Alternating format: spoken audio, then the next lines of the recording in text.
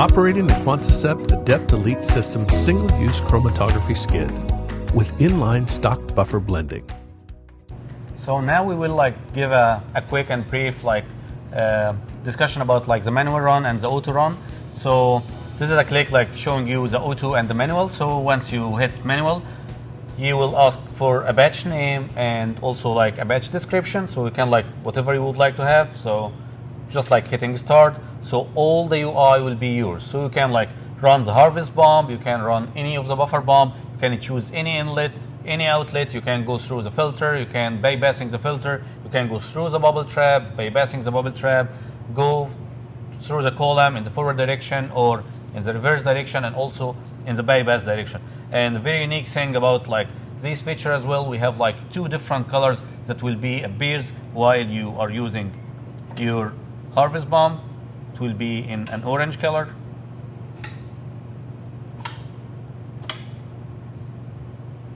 As you can see here. And when you would like to use your buffer, it will be changed to a blue color. And you can see here there is an interlock between the harvest bomb and the buffer bomb, so you can go through buffer and harvest in the same time. So once you finish with your harvest, you just close the bomb, open this interlock for the harvest side, and then run your buffer side, and you can see it's in the blue color. Once you finish your manual run, you just stop it like this, and it will save all the event logs that you can see here, all the alarm logs, and all the chromatogram will be captured inside the software, and you can recall it later. Then we will talking about the automatic run. So in the automatic run, you need to create a method before you start it. So we have something called a librarian. At this one, you can store and revise and edit all the methods that you have, all the methods that you would like to create, all the methods that you already run, all the batches that has been saved. You will find it in this librarian. So librarian consists of bunch of things. We will wouldn't go through it today, but I will show you one of the methods that I will running today, which has two unique features, which is a conductivity set point and pH set point. So this is actually what is unique about this system. Whatever you have in the solution concentration, whatever you have in your pH, whatever you have in your conductivity, the system has the capability of doing this kind of blending to reaching to your conductivity set point that you would like to reach and pH set point that you would like to achieve without any interaction from you. You just give the order to the system, and the system will do it for you. So for this method I created, we will have a conductivity for 20 millisiemens out of a concentrated solution of 3 molar sodium chloride, which is approximately 200 millisiemens, and we will have a buffer blending between sodium phosphate mono, basic and dibasic at a concentration of 0.5 molar each, and we would like to have a blending giving us a 6.3 pH. So the methods that I created, we can review it together very quick.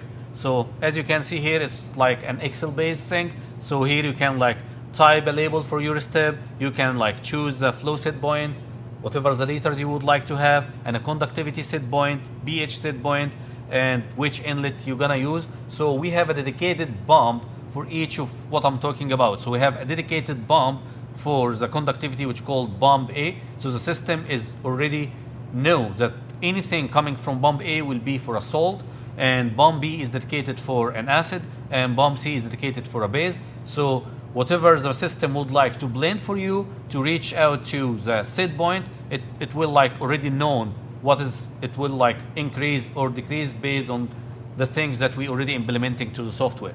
So here I choose definitely bomb A because I will use a conductivity, choosing bomb B and choosing bomb C at a random percentage, just to let you know that the system will do the things for us, and we will tracking through the sensors that we have and also through the chromatogram.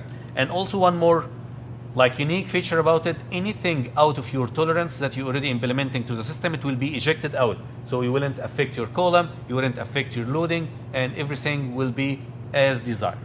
So we can just start running this one and speak more about it when we run it. So as you can see here, this is the first step, just to initiating the system and prime it with bomb W, bomb B, and bomb C. I just created for 2 minutes. I just can skip it right now and go through my main step, which is step number 2 that has a conductivity set point of 20 and the pH set it for 6.3. So you can track the alarm as well from the alarm thing, and you can track your chromatogram through the chromatogram. The good things also about our chromatogram, we have actually up to 6 sensors you can pick up, and in other like larger system, you can have up to 8 sensors you can pick from. And you can like set your minimum and your maximum for each sensor. So now we can see that our pH in a green line is about like 6.8, and our conductivity due to this blending of the phosphate buffer is around like 1.3. So I just like hit next step, and in this next step I'm asking the BI loop to just taking care of my solution, blending it, and giving me the right solution. And as you can hear in the background, this is alarm, and this alarm is showing that you are actually out of tolerance of the conductivity because it's like below 20 or above 20. I give a tolerance percentage of 5%. You can increase it to 10% depending on like your solution and your process model that you set it up. So all of this sound beeping around is just like telling you that you are out of tolerance. All your solution will be kicked out through the sampler or the buffer collector, so you wouldn't harm your column, or you wouldn't harm your harvest. And as you can see here from the UI actually, so it's opening the sampler collector other than the full pass. Once it reaches to the tolerance, it will open your flow pass again. And as you can see here, there is like a dramatically drop in the pH right now from like 6.8 to almost 6.34. So now the pH is almost there in like, as we said, like within like 20 seconds, and the conductivity will be around like 50 to 60 seconds. The conductivity will be reaching to the set point, and it will maintain along the time or the step change that you actually stated in your method. So now it's approximately 19, and we targeted 20. So the BI loop now is adjusted and like settle. It will just like tweaking a little bit, just like to achieving exact 20, and that will be maintaining as you can see here. So now you are reaching to the conductivity and the pH that you are looking for, and your solution or buffer blending is going through your column, and your elution step or washing step or whatever step you are actually assigned this step for, it's running in a pH 6.3 and in a conductivity 20 millisiemens. And you can zoom in, zoom out, you can capture